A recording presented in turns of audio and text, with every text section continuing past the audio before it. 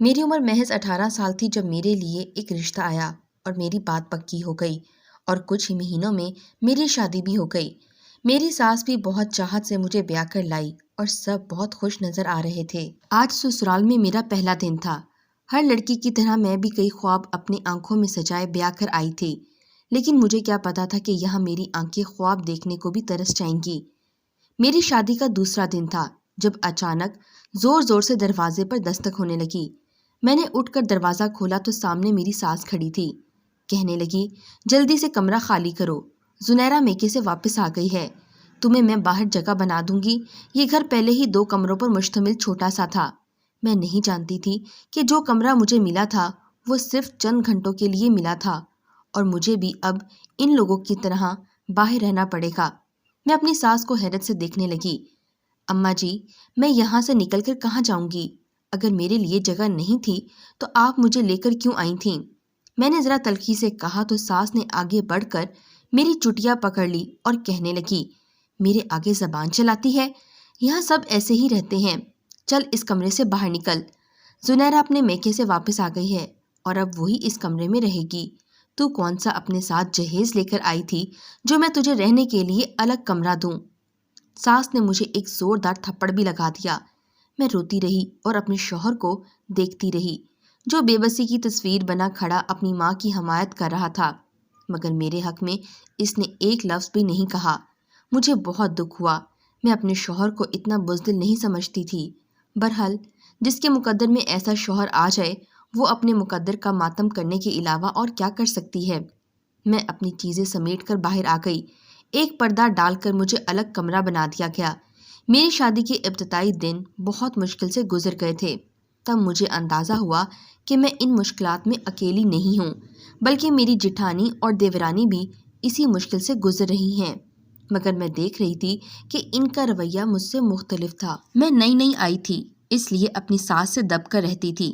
میری دیورانی اور جٹھانی ساس کے آگے زبان درازی بھی کر لیتی تھیں، لیکن میں ان سے کچھ نہ کہتی۔ البتہ میرا دیور اور میرا جیٹھ میرے ساتھ بہت اچھا سلوک کرتے تھے۔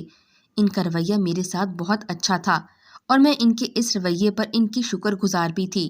لیکن ایک دن کی بات ہے، میرا دیور باہر سے لنگر کے چاول لے کر آیا۔ میرے دیور نے سب کو چاول الگ الگ پلیٹ میں ڈال کر دیے۔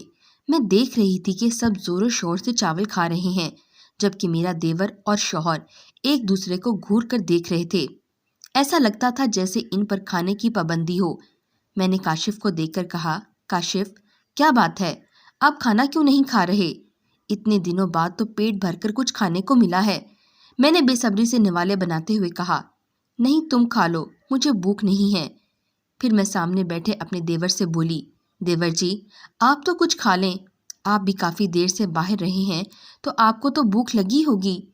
نہیں بھابھی، آپ کھا لیں، یہ سب تو میں آپ لوگوں کے لیے لے کر آیا ہوں۔ دیور نے میٹھے سے لہجے میں کہا تو میں نے خدا کا شکر ادا کیا کہ آج کافی دنوں کے بعد پیٹ بھر کر کھانا کھانے کو ملا ہے۔ کھانا کھانے کے بعد ہی مجھے گہری نیند آ گئی اور میں سو گئی۔ کاشف نہ جانے کہاں چلے گئے تھے۔ نیند کی آغوش میں پتہ ہی نہ چلا کہ ساری رات کیسے گزر گئی اور صبح کے 10 بھی بج گئے۔ صبح کے 10 بجے میری آنکھ کھلی تو میرے دونوں بازو درد کر رہے تھے اور سر کو ہلاتی تو ایسا لگتا جیسے ساری رات کسی نے میرے بال کھینچے ہوں۔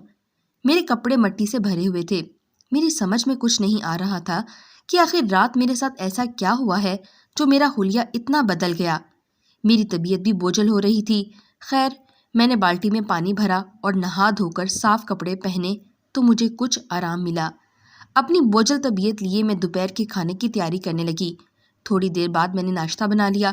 ہم سب ناشتے پر بیٹھے تھے تو میں نے دیکھا کہ میرے شوہر اور دیور بہت خوش نظر آ رہے تھے۔ ان کے چہرے خوشی سے چھلک رہے تھے اور گھر کے باقی افراد خاموش بیٹھے ہوئے تھے۔ کاشف نے مجھے چہکتے ہوئے بتایا، تم تو بڑی خوش قسمت ہو۔ کاشف کے ان الفاظ نے مجھے چونکا دیا، جبکہ میرا دیور بھی مسکرا رہا تھا، لیکن گھر کے باقی افراد سناٹے میں بیٹھے ہوئے تھے۔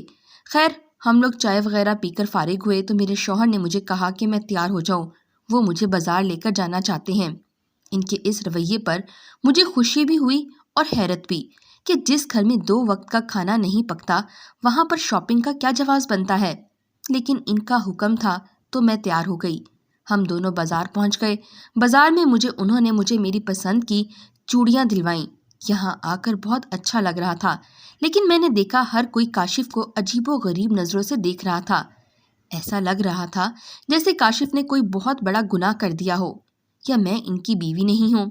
میں نے کاشف سے اس بات کی وجہ پوچھی تو کہنے لگے، شادی پر میں نے کچھ لوگوں سے قرض لیا تھا، بس اسی وجہ سے یہ لوگ مجھے آنکھیں دکھا رہے ہیں۔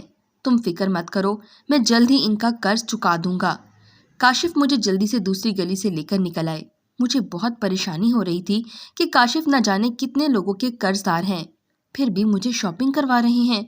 خیر، ہم دونوں ہنسی خوشی اپنے گھر آ گئے۔ گھر آئے تو ساس بھی بڑی خوش تھی۔ میں اپنی ساس کا خوشگوار موڈ دیکھ کر ان کے پاس بیٹھ گئی۔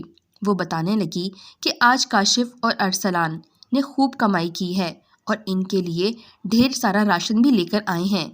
اب انشاءاللہ کھانے کی کوئی تنگی نہیں ہوگی۔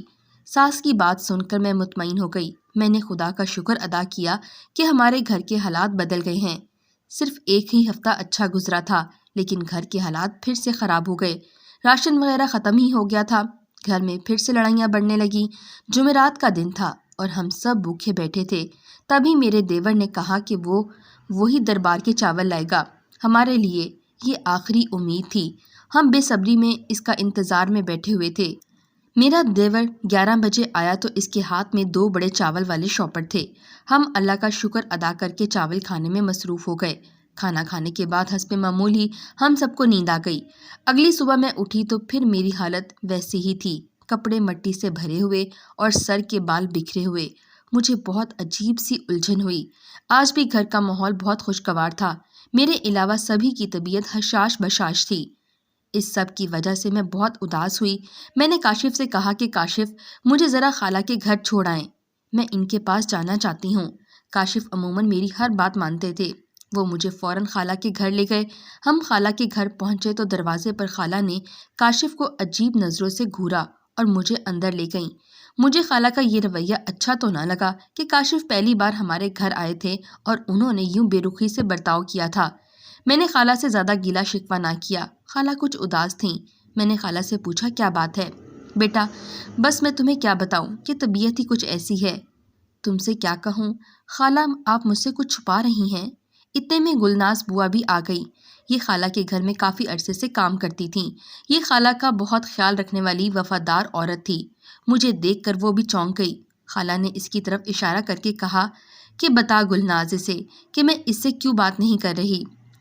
تب میں نے گلناز کی طرف غور سے دیکھا تو اس کی نظروں میں میرے لیے عجیب سی حقارت تھی۔ بتاؤ گلناز، میں نے ایسا کیا کر دیا کہ خالہ مجھ سے بات نہیں کر رہی؟ بی بی، کیا بتاؤں تمہیں، تم تو بہت بھولی ہو۔ خدا جانے یہ تم نے سب اپنی مرضی سے کیا ہے یا تمہارے سسرال والوں نے تمہیں مجبور کیا ہے؟ مجھے صاف صاف بات بتائے۔ میں نے الجھ کر کہا، بیٹی، تو میری بڑی بہو کو تو جانتی ہے نا، اس کی شادی پچھلے سال ہوئی تھی۔ وہ بہت پریشان رہتی تھی۔ سال ہونے کو آیا تھا لیکن اس نے ابھی تک کوئی خوشخبری نہیں دی تھی۔ میں نے اسے کچھ نہ کہا تھا لیکن وہ خود اس معاملے میں پریشان تھی۔ تبھی اس نے سال بعد کوششیں شروع کر دیں کہ اس کی گود بھر جائے۔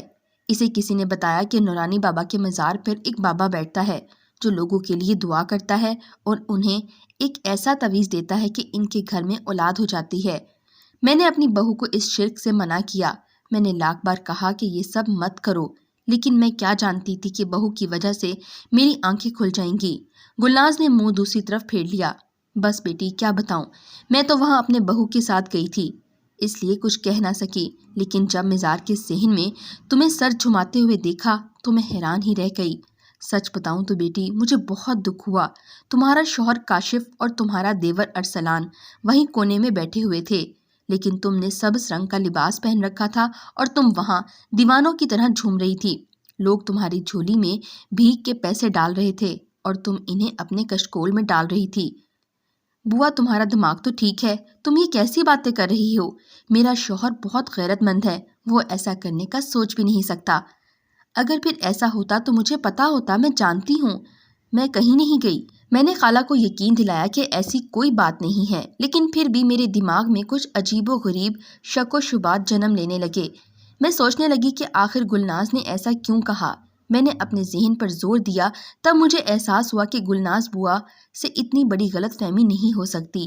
میں نے گھر کے حالات پر غور کیا تو مجھے سمجھ میں آیا کہ میرا شوہر کاشف اور میرا دیور ارسلان کوئی کام نہیں کرتے۔ گھر میں پیسے کہاں سے آتے ہیں یہ کوئی نہیں جانتا تھا، اور ہمارے گھر میں پکنے والا کھانا کہاں سے آتا تھا یہ میں نہیں جانتی تھی، جبکہ ارسلان ہر جمعرات کو مزار سے چاول ضرور لے کر آتا تھا۔ اس کا مطلب بتا رہا ہے کہ کاشف اور ارسلان کا کہیں نہ کہیں مزار سے واسطہ ضرور ہے، لیکن مجھے یہ کیسے لے کے جا سکتے ہیں؟ میں نے تو کبھی گھر سے باہر قدم نہیں نکالا۔ سوچ بچار کے بعد میرے ذہن میں ایک بات آئی کہ اب کی بار میں ارسلان کے لائے ہوئے چاول نہیں کھاؤں گی۔ اگلی جمعرات کو ارسلان ڈھیر سارے چاول گھر لے آیا۔ میں نے طبیعت کی خرابی کا بہانہ کیا، لیکن ارسلان نے مجھے زبردستی چاول کھانے کو کہا۔ میں چاول اپنے کمرے میں لے کر آ گئی اور کھانے کی بجائے پھینک دیے۔ تھوڑی دیر کے بعد باقی لوگ سو گئے۔ میں نے سونے کا ناٹک کیا اور چارپائی پر لیٹ گئی۔ تھوڑی دیر بعد کاشف اور ارسلان کمرے میں داخل ہوئے۔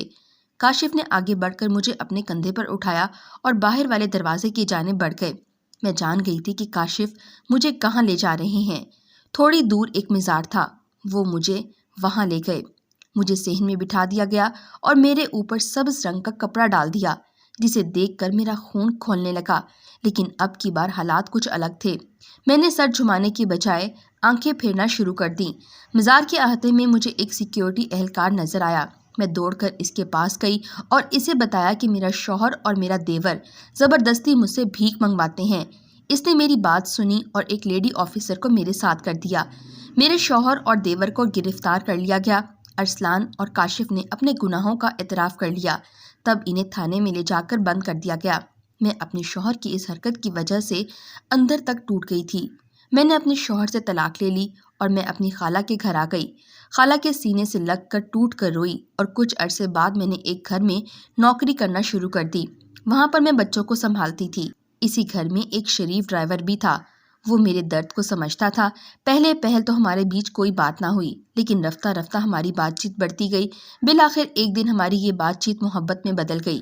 بیگم صاحبہ اور صاحب کو پتہ چلا تو انہوں نے ہمارا نکاح کروا دیا۔ اس نکاح کے بندھن سے میں بہت خوش ہوں۔ آج بھی میں اور میرا شوہر اسی بنگلے میں رہتے ہیں۔ میں اللہ کی اس عنایت پر بہت خوش ہوں۔